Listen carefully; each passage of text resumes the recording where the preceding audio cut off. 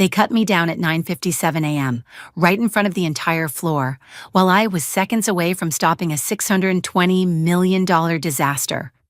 One moment I was holding the system together, the next, my badge was ripped from my hands like I was the threat. The humiliation burned, not because I failed, but because they wanted a scapegoat more than a solution. What they didn't know, what no one saw, was that the very system they mocked me for building was about to decide who truly mattered. If this hit you, subscribe and tell me in the comments what you would have done. They fired me while my fingers were still on the keyboard, mid-command, halfway through stopping a $620 million anomaly that could have detonated across 18 countries. One moment I was deep in the code, pulse steady, the only thing standing between Orion Financial Trust and a global shutdown, and the next I heard the hard click of expensive shoes behind me. I didn't even get to finish the line of code glowing on my screen before Damon Kessler announced, loud enough for the entire floor to hear, "Raylan Ward, step away from the terminal. You're done here." Done. That word hit harder than any breach alert I'd ever faced. People froze around me. Some pretended to keep working, others stared outright, waiting for the spectacle they knew was coming. My hands hovered above the keys, suspended between instinct and disbelief. "I'm in the middle of stabilizing the system," I said quietly, aware my voice was trembling. Damon didn't care. He liked the attention too much. He slid a termination folder onto my desk like he was presenting evidence in a courtroom. "Effective immediately," he said, making sure everyone heard. "Hand over your badge." Two HR reps stepped forward like I was being removed from a crime scene instead of the system I'd spent 20 years protecting. I wasn't a glory seeker. I'd never asked for applause or recognition. My work lived in the invisible spaces between failures, the nights no one knew about, the threats quietly neutralized, the long hours that kept millions of people's money flowing safely around the world. But humiliation? That was new. That was sharp. I stood slowly, every motion feeling heavier than the last. The room felt hotter, tighter, as if the walls themselves had turned to glass and shoved me into the center of everyone's line of sight. The anomaly alert on my monitor pulsed red behind me, each flash a reminder that I wasn't leaving a desk. I was leaving a crisis I could have prevented. "You're making a mistake," I said, not in defiance but in truth. Damon smirked the way men do when they think they've won purely because they were loudest. "What's outdated shouldn't stay in the building," he said. "We need efficiency." Efficiency. That word has a special cruelty in corporate America. It usually means cutting the people who hold everything together so someone higher up can feel clever in a board meeting. When the HR rep reached for my badge, my throat tightened. That badge had opened every secure door in the building for nearly 2 decades. Suddenly it felt like a weight I wasn't allowed to keep. People avoided my eyes as I walked through the floor. People I had trained, protected, defended in meetings Damon never attended. Passing each desk felt like peeling off another layer of my own history. I caught a reflection of myself in a dark screen as I walked by. Tired eyes, clenched jaw, a woman who had given everything to a place that was happy to erase her in under a minute. What stung most wasn't losing the job. It was knowing that the system humming through that building needed me more than Damon ever understood. And as I reached the elevator, escorted like a threat, a quiet thought flickered through me. Not spite, not revenge, just a certainty rising like heat from an engine. They thought firing me was the end of my story. They had no idea it was the start of theirs. As the elevator doors slid shut, sealing me off from the floor that had just watched me fall, a different kind of heaviness settled into my chest. Not the sharp sting of humiliation anymore, something slower, deeper, like sediment stirred after years of lying untouched. 20 years. I had given Orion Financial Trust 20 years of my life, and the realization pressed against me with a weight I hadn't let myself feel until that moment. It wasn't just a job I was walking away from, it was a lifetime of choices that had quietly shaped who I had become. I leaned back against the cold metal wall and for the first time in years, let myself remember the version of me who walked into Orion at 28. I had been a single mother with 2 kids and a mortgage I barely understood. My oldest was in elementary school, my youngest still learning to spell her name. I was exhausted all the time, running on caffeine and survival instincts, but I believed in what Orion promised: stability, purpose, a place where the work mattered. I believed that if I showed up, did the hard jobs no one else wanted, kept systems running when others panicked, someone would eventually see the value in that. Maybe that was naive, but it kept me going. I remembered the countless nights when my kids slept on the old office couch because I didn't have childcare, and a breach needed attention. They learned math homework under fluorescent lights, ate vending machine dinners, and colored with highlighters because I couldn't leave the building. I told myself it was temporary, that someday I'd be high enough in the ranks to have normal hours, that all the sacrifice would buy us a better life. Funny how easily we convince ourselves that loyalty is a ladder instead of a leash. I thought about the first time I fixed a major failure in Orion's cross-border system. No applause, no recognition, not even a thank you. Just a quiet, good, now get the next one. And I did. Every time. Because I thought the work itself was noble. It felt meaningful to be the quiet force behind the scenes, the person who made sure no one ever woke up to find their life savings stuck in digital purgatory. People trusted Orion because they trusted the invisible hands keeping the engine running.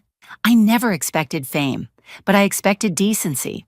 I expected that 2 decades of steady, clean work would count for something more than being shoved out the door during the biggest live anomaly we'd had in years. I thought about the younger analysts I trained, ghosts of my former self, eager, bright, convinced they were building a future.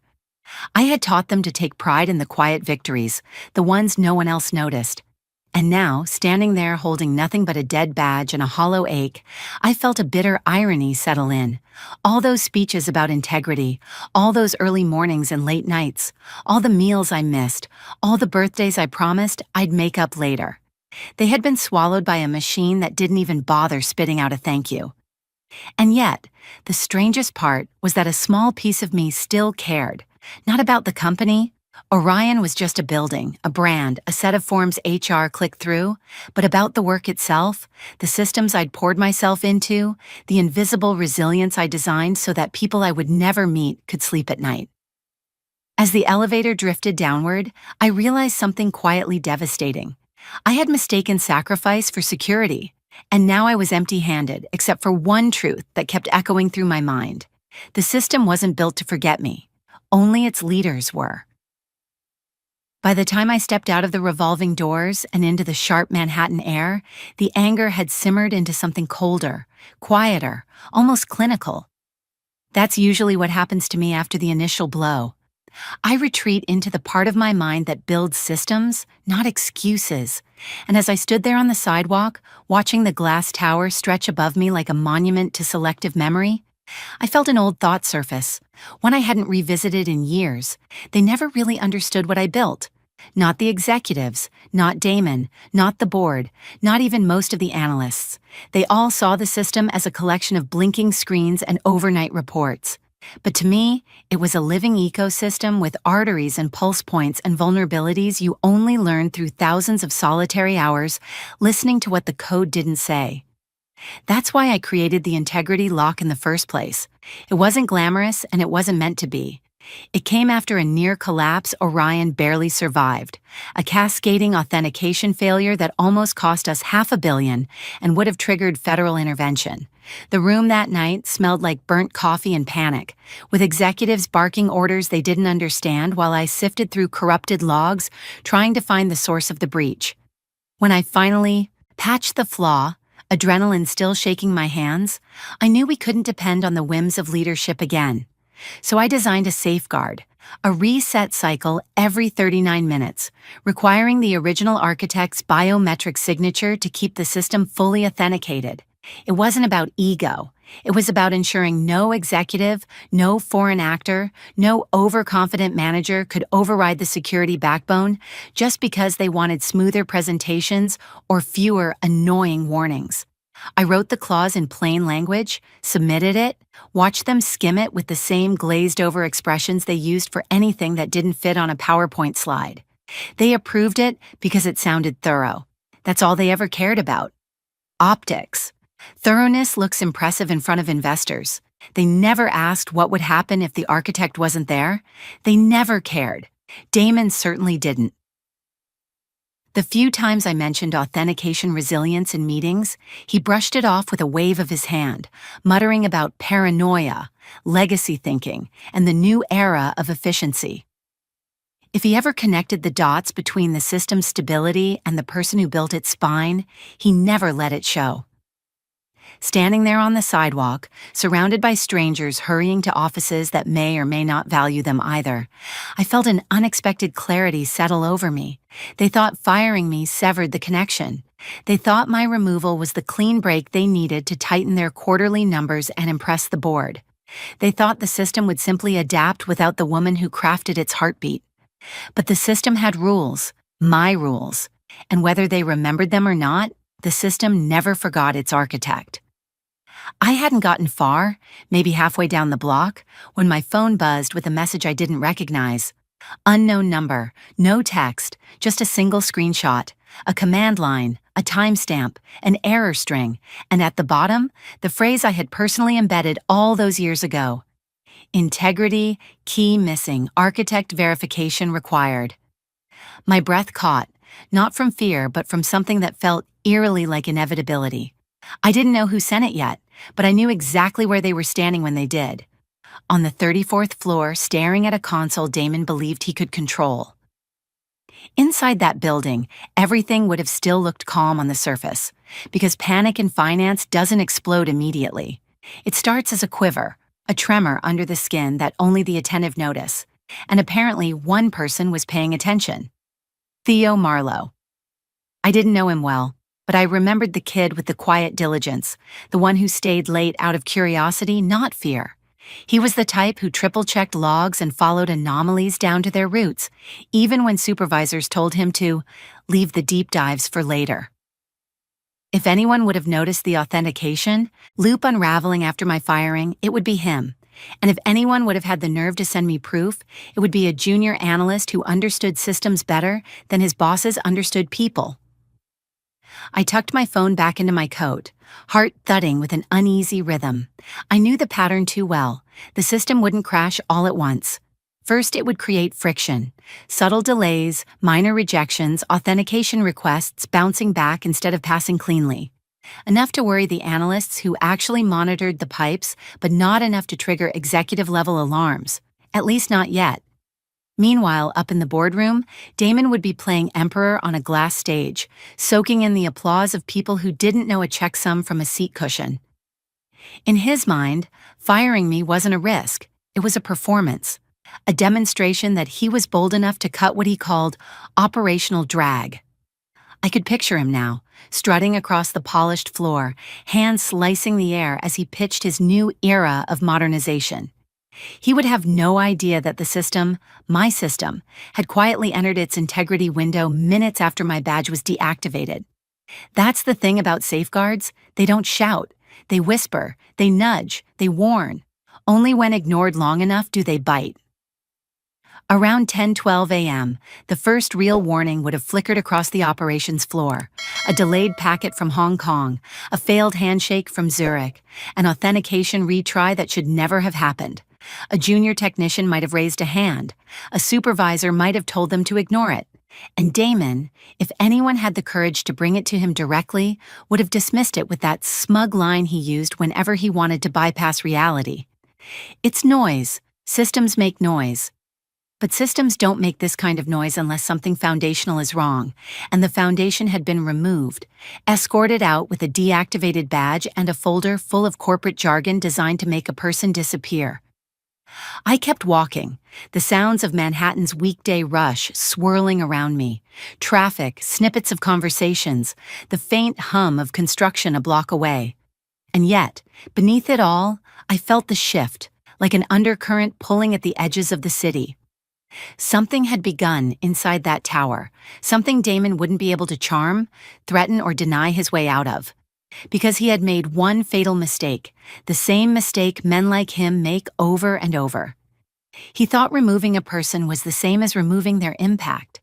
He believed the system answered to titles, not to the hands that built it. But he was about to learn, through growing whispers of malfunction and the nervous glances of his own staff, that some cracks don't start in the code. They start in the people who kept the code alive. And once they appear, no amount of swagger can keep the glass from breaking.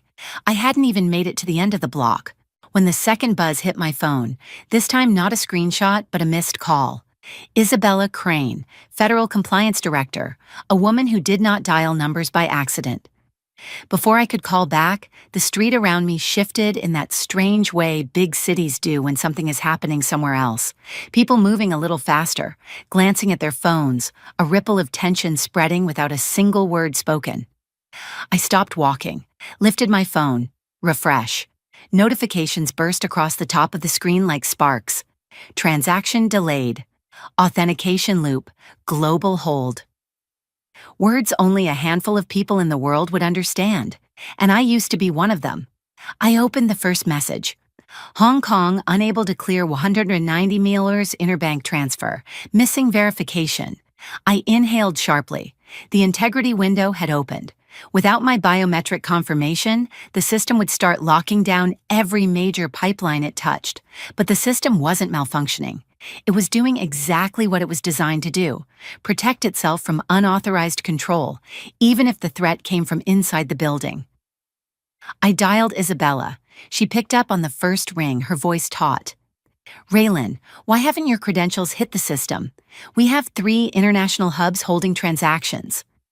I closed my eyes. Damon had lied to her by omission the moment he filed my termination during an open cycle. "I'm not there anymore," I said. "They terminated me at 9:57. A cold silence followed, not shock at my firing, but recognition of the disaster that firing had just unleashed. "They removed the architect mid-cycle," she said, half to herself. "Jesus, no wonder everything's stalling." Before I could answer, an alert cut across my phone. Zurich, a 400 Blauner settlement frozen midstream, then another. São Paulo halting a sovereign transfer. The numbers didn't scare me. What scared me was the pattern. A global system isn't a waterfall, it's a web. One freeze triggers another and another, until all 18 countries relying on Orion's pipelines start grinding to a halt, and all of them were now waiting for the same thing. My biometric stamp, the one Damon thought he could delete with a signature. Inside the tower, chaos would be rising fast. Not the loud kind yet, the quieter, more dangerous kind. Analysts arguing in low voices, supervisors pretending they had answers, phones ringing from overseas branches demanding someone fix what no one understood. Then inevitably, Damon would show up. He always moved in when panic broke out, convinced confidence could substitute for competence. I imagined him pushing through the rows of desks, tie still perfect, dismissing warnings with that brittle smile he used when he thought he was being inspirational. Someone would show him the error logs, someone would explain the authentication lockout, and he would brush it off because people like Damon believe systems bend to their will. He would stride to the command console, roll up his sleeves like it was theater, type an override command with the flourish of a man auditioning for applause. And the system would deny him, not rudely, not dramatically, just factually. Authorization rejected. Architect verification required. One sentence capable of unraveling every illusion he built. While the freeze spread across continents, Theo would be documenting everything. The logs, the failures, the error cascade tied to the minute my badge died. He wasn't doing it for me. He was doing it because, like me, he believed in the integrity of the system, something Damon never understood. And even though I was standing outside in the cold, coat pulled tight against the wind, I felt a strange surge of vindication. Not revenge, just truth finally pushing its way through layers of arrogance and denial. The world wasn't freezing because of a flaw.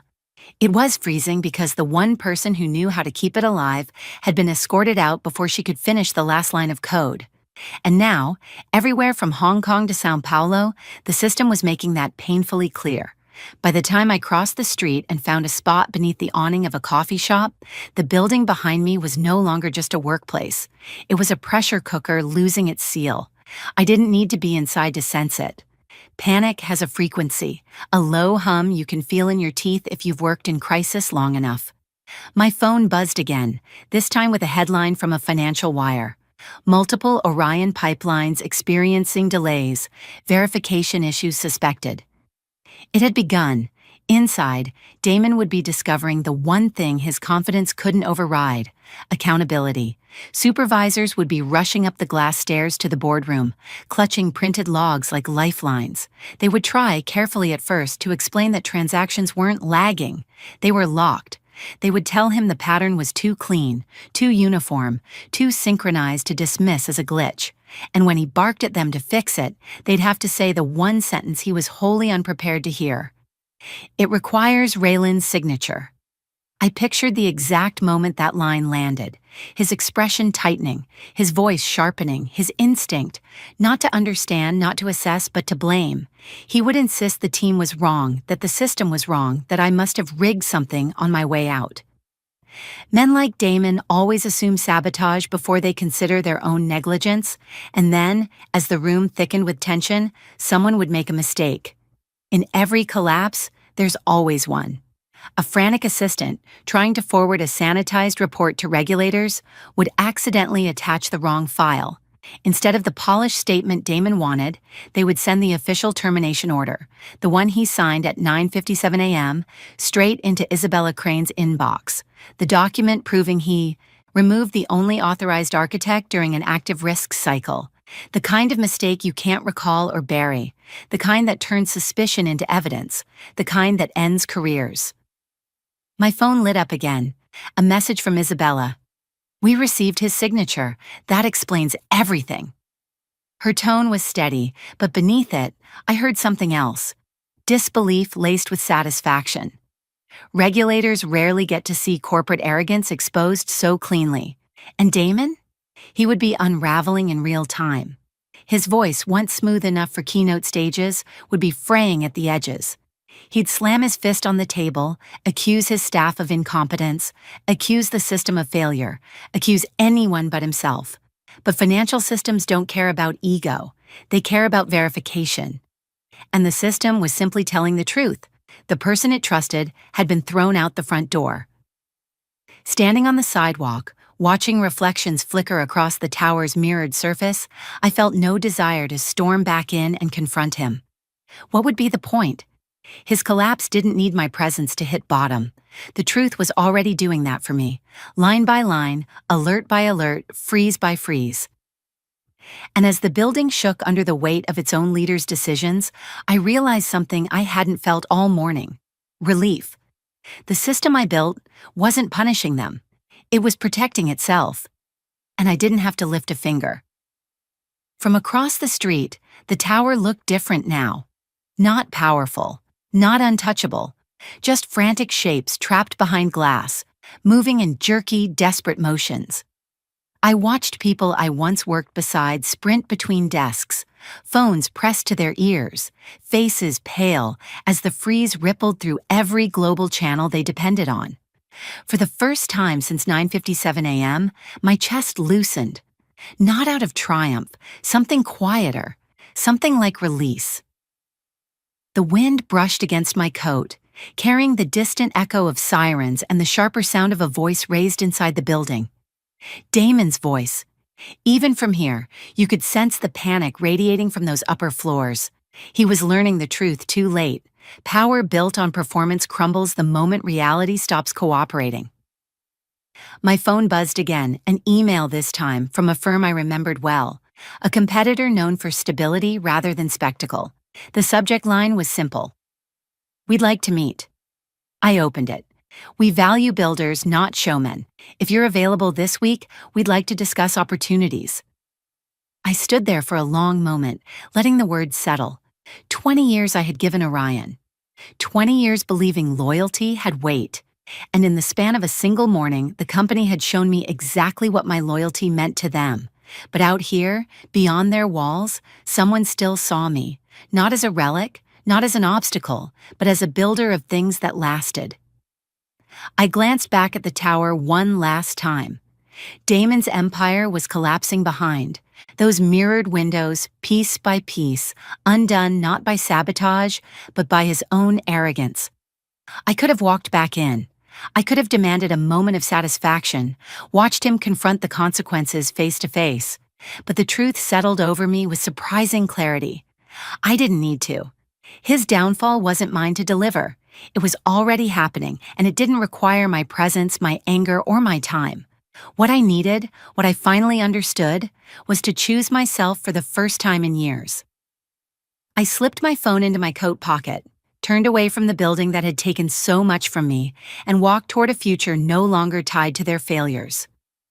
Sometimes the best revenge isn't returning to watch the collapse. It's walking away while it's still falling. There's a moment in every long career when you realize loyalty can't just flow in one direction. That's what this day taught me. I learned that giving 20 years of my life to a place doesn't guarantee they'll give even 20 seconds of respect in return. But I also learned something quieter, something steadier. No one can erase the work you built with integrity, and the people who try often end up standing in the wreckage of their own decisions. My revenge wasn't dramatic or loud. It wasn't about storming back in or setting the place on fire. It was simply allowing the truth to surface and choosing not to let their cruelty dictate my future. Sometimes forgiveness really is self-liberation, but sometimes silence is the sharpest knife. In today's world, especially in American workplaces, where efficiency often replaces humanity, you need to protect your worth like you protect your passwords. Document your contributions, know your exit routes, and never forget that the system isn't always designed to reward the people who keep it alive in the dark hours. My story isn't unique, and that's the part that hurts the most. So many people give everything to a job that would replace them before lunch. But when you finally realize your value isn't tied to a badge, you become harder to discard and impossible to define by someone else's arrogance. If this story taught me anything, it's that you don't win by matching cruelty with cruelty. You win by walking forward with dignity, letting the world see what your former bosses never did. How to get started today. Write down 5 skills you bring to any workplace, skills no one can take from you. Update your resume, even if you're not planning to leave. Set one boundary this week at work, even a small one. Reach out to someone in your network you haven't spoken to in a while. Tell me in the comments what lesson hit you the hardest. And if this story resonated with you, share it with someone who needs it, and don't forget to subscribe.